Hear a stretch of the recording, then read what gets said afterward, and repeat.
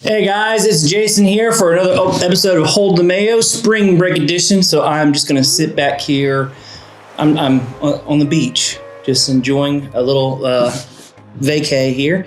And of course, I wanted to do a video for my faithful followers. And so check out today's Hold the Mayo.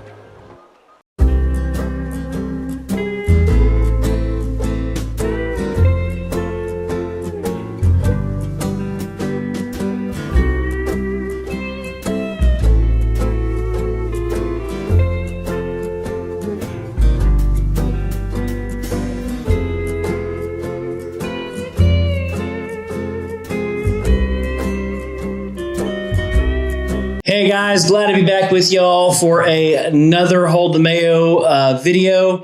And I'm glad I get to create an atmosphere where I at least get to pretend like I'm on vacation. And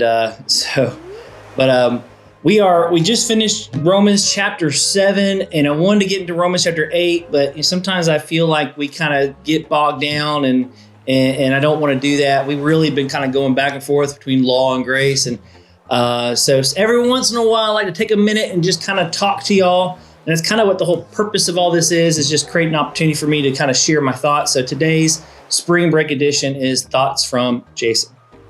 Couple of things. Number one is this. This week is my birthday week. Yep. My birthday is so awesome that the government decided to give everybody a week off of school because, you're welcome. You're welcome. And it got me thinking, in case you didn't know, and it shouldn't be a shocker, I'm pro-life. I think that, a baby begins at conception. When the cells start multiplying, that means life is coming. And for anybody to tell me that's just some celled organism or some bacteria or something that is not, human life, and justify killing it, they have to do that. People who say that they have to believe that it cannot be a child because then they have to admit that they are killing children. And the reality is what they want to get off the hook.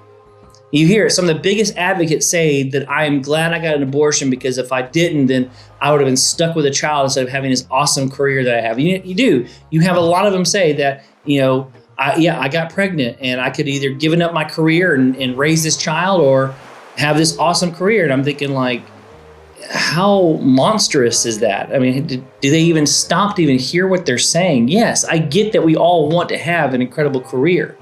And if you do, make sure you don't do things that,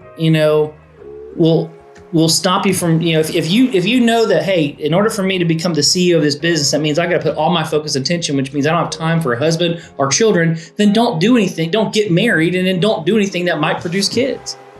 I mean, to me, abortion is one of those guilt. It's a way to remedy any form of guilt or repercussions for bad decision making. I mean, we grow up, I grew up getting spanked. We did. Y'all remember those little paddle balls? I'm talking about the little games you get at your friend's birthdays, the little ball that you try to hit the ball. And me and my brother we'd get those things, we'd play it, and when that little rubber band snapped and that ball fell off, we take those little paddles and we broke them because if mom ever found them, man, those were those stung when she'd spank us with them, man, they stung. And so we always just break them. And but we've had many spoons and belts and whatnot on our behinds when we misbehave. In other words, when we make a bad decision, there was punishment. I'm not saying kids are punishment by no means, but that's the result of a choice that you made. Now, for most people, it's a good result. But I know that there's some people, they realize that, especially if you're a teenager in high school, having a kid is not a good thing to do right now. So don't do things that might produce children. It's as simple as that. Now, I get it, and I don't want to go too far into it. I get that sex is something that it's a God-given gift. I'm not going to sit here and say that sex is bad. It's not. God gave us sex. It is joyful. It is absolutely enjoyable. So I get that we all want to have sex, but just know that with sex comes the chances of a child. Well, with abortion, that means, well, if I get pregnant, I can just go kill the thing and move on with my life and go have more sex.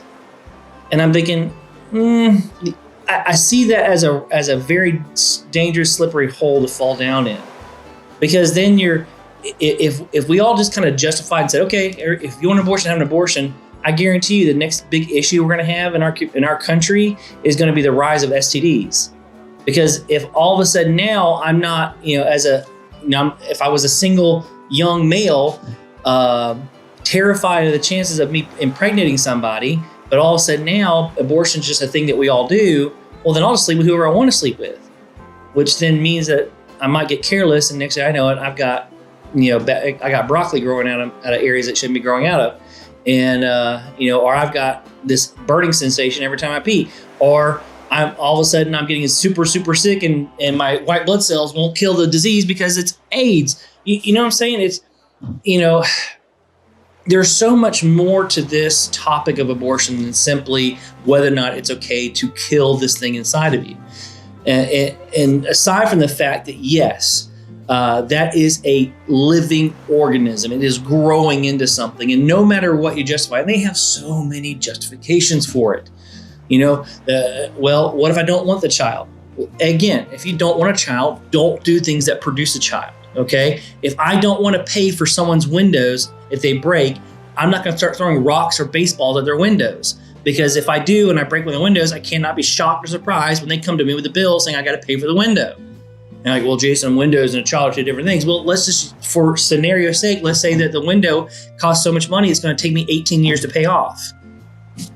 If I know that by breaking that window, it's going to take me 18 years to pay off that window, I'm not throwing anything near that window. I'm not even going anywhere near that window. I'm making sure that person knows that I'm staying as far away from that window as possible. The same way, if you're afraid, if you don't want to have kids, don't do things that are going to produce kids. And I get it. Again, I get it. That we all want to enjoy this thing called sex, but it's at the right time, right place. Well, Jason, what if my child ends up having health issues? Well, my heart goes out towards you. I still don't see how that justifies killing the child. There are testimonies after testimonies of people who've been told their children will have Down syndrome or be born without an arm or legs or have major health issues, and yet they still gave birth, and they still, for whatever amount of time, whether it was just a few months, a few weeks, or a few years with that child, it was enjoyable. And even parents whose children end up having Down syndrome or whatever, I remember watching a testimony of a young man who had Down syndrome in Congress saying, "Please don't kill me." And it broke my heart to think that there are people out there who would rather just kill off a child just because he's going to be a little different, just because things are going to be a little bit harder. It's unfortunate. I hate it. But how about instead of us just killing them off, how about we do more to help them? How about we do more? How about us as people and as organizations, we create foundations that help support and promote and lift up families of kids who are disabled. We could do that. And then these kids who have a chance, who knows? And again, I know it's all the cliche stuff. Who knows? We could be killing the next Einstein. We can be killing the next best president of the United States. We could be killing we're killing so much potential. And so I'm very thankful that 41 years ago that my mother decided not to give an abortion, though I don't even think it crossed her mind. So I'm very grateful that I have a mom who wanted me and raised me and loved me, and I get to experience this. And now I'm doing that with my child. I get to experience this love and this awe and this wonder with this young man that I'm watching him grow up to become. And if you're out there and you're watching this comes across, and of course it's on YouTube, and they could obviously flag this thing, and it might not get out very much because we live in a society in which, if we don't follow what these certain people say, and I'm not gonna say majority because I don't think it is. I think it's just the people with the loudest voice. If we don't follow what they have to say, then we tend to get shut up, and so it's unfortunate. And another thing this week that I wanted to talk about, and of course this really kind of falls more towards adults. I think some kids will enjoy the benefit of it, but we're all this is the season where two things are happening. one happens every year, is tax season. And for most people, that means we get a little extra money back. Yay. But we're also, most of us are getting stimulus checks again. And I listen to a lot of conservative podcasts and a lot of, of course, as someone who falls more, who is conservative, who falls more in that line. Here's my take on it. We could use the money. Okay, we could. But I work, my wife works, so it's not like we're in desperate need of it. I know there are people out there who need this money a whole lot more than we do. But it is nice to have. And I've been listening to these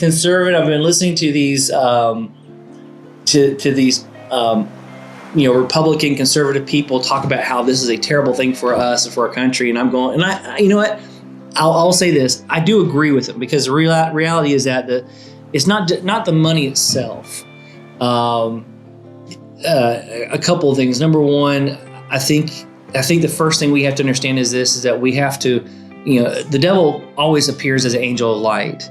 Okay. I'm not saying the government's the devil, but just understand what I'm trying to say here is that it just because it looks good doesn't mean it necessarily is good. I mean, for instance, a candy bar tastes great. I love candy. I love eating candy bars.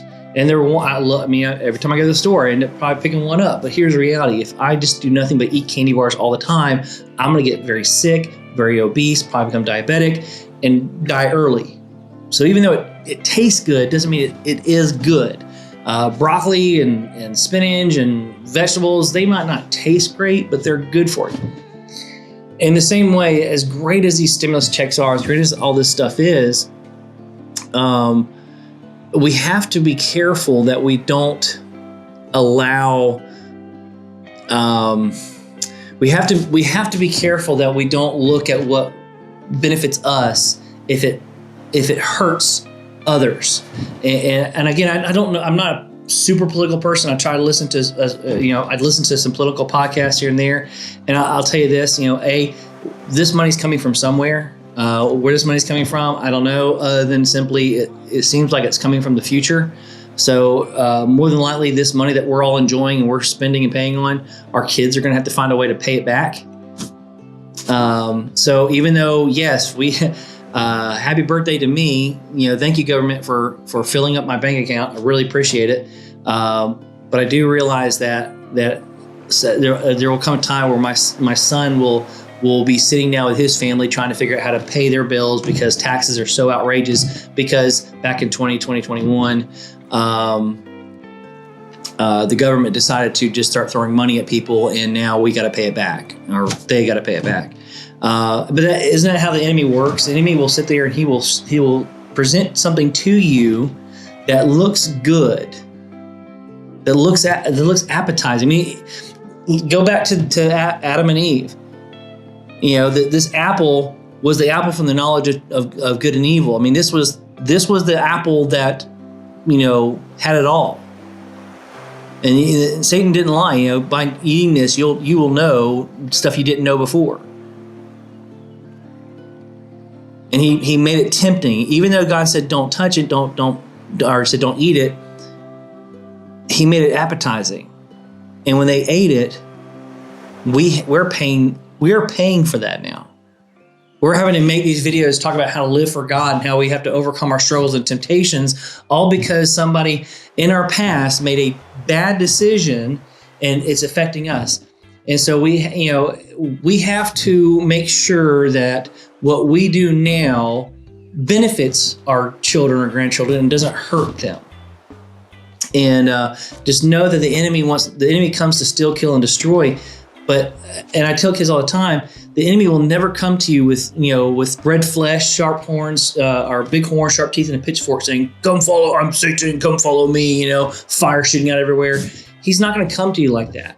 He's going to come to you as somebody who seems like they have it all. And they're like, "Man, I will give you all this stuff." And they just don't want you reading the fine print. And this bill that came out that gave us this money, there's a lot of fine print in that. And I'm not going to, I would kill 3 or 4 camera batteries, fill up 4 or 5 cards trying to go through the entire bill here and bore everybody. But even though yes, we got some good stuff. We got some money. Woohoo! It doesn't necessarily mean it's a good thing. And of course, it also brings up a second thing. The love of money is the root of all evil. It is great to be financially secure. It is great to know that, if my family needs something, we can go get it now because we've got money in the account where, if my son in the future will probably end up needing braces. My wife in the future is going to have their wisdom teeth taken out. Health issues, new cars, replacing stuff, and just knowing that, if something breaks, we can just go get it replaced. It's nice. But we have to be careful. And again, I think this is where the government is banking on us, hoping that the people love money enough that they'll let the government do whatever they want to do as long as extra money comes into our bank accounts. Sure, yeah, you can go and support terrorists in other countries, but just make sure that when you do, you kind of put some money in the old chicken account there for me, so I can go and buy me that new game system or whatever I want to go buy, or buy me that new car, or buy me that thing I've been wanting in my house forever and I couldn't afford it. But hey, you know what? If you'll give me the money, you can do whatever you want to. That's what the government, and that's what a lot of people hope. They said, well, if I throw money at you, maybe you'll let me do what I want. Why? Because the love of money is the root of all evil. We have to be careful not to love money. It doesn't mean you can't pursue money. It doesn't mean you can't become rich. It doesn't mean you can't, it's bad to have money. A lot of people take it like in order to be a good Christian, to be poor and broke. No, I think if you're a good steward of your money, you're going to be fine. And to me, you have to learn how to be content with what you have. Like right now, like I said, we've got some things that we want to replace. We made a list. A 2020, me and my wife, we made a 2021 list of things that we want to do for this year as far as fixing and replacing. And we knew it was going to take some money to do it. And with tax season comes along, and I'll say about tax season, again, hate it or love it. I wish we didn't have to worry about taxes. I'd rather have more money come in paychecks than have to have less money in paychecks, only to have a nice little return in April. I have to go through all these loops and jump through all these holes just to get the money back that we gave to the government. It's silly and ridiculous. I wish there was another way, but it is what it is. And so it's nice to have in March and April, have a little extra income come in that we can take care of some stuff. But we have to be content. We have to be okay with what we have. I like to look at what the new technology is out there. I don't know if you've seen it, but you have like these giant wall TVs now. I mean, they're like huge, like 100-inch screen TVs. I mean, they're called I think Samsung calls it the wall. And I'm thinking, I could have that, and how cool would it be to be able to play my video games or watch TV on this giant screen, and but you know what? Do I need it? Nope. Do I want it? Yeah, but do I need it? Nope.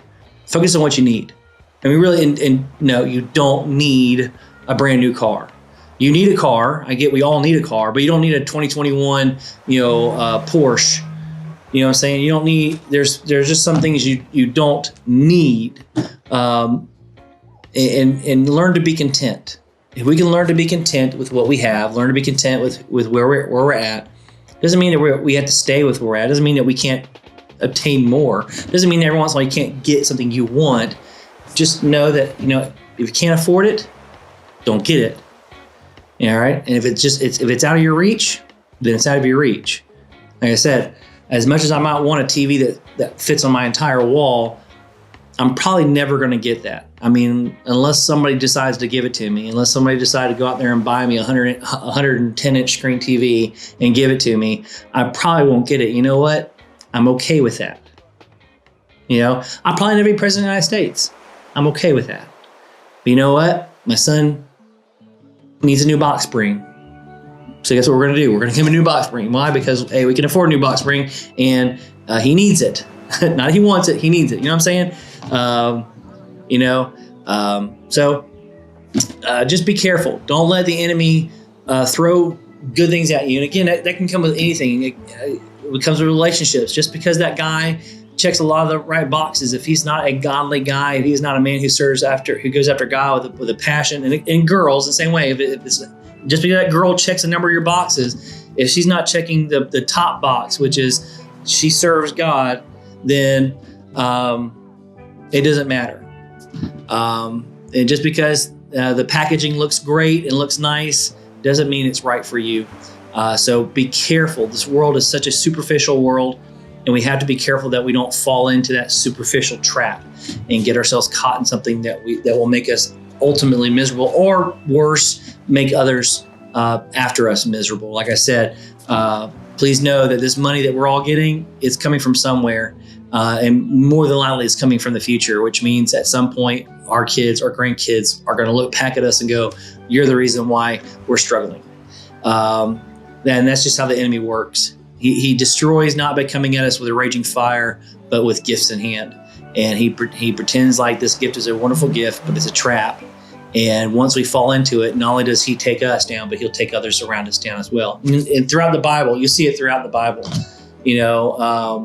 where because of sin coming in, it affected not just one person, but generations after. Even Jesus says, I read Jesus. The Old Testament talks about how there are generational curses that the sins of a father will be passed on to their children, and so we have to be careful that we don't allow the enemy into our lives at all. And I say be careful because, like I said, he's not going to come at you. He's not going to come at you with Satan stamped on his forehead.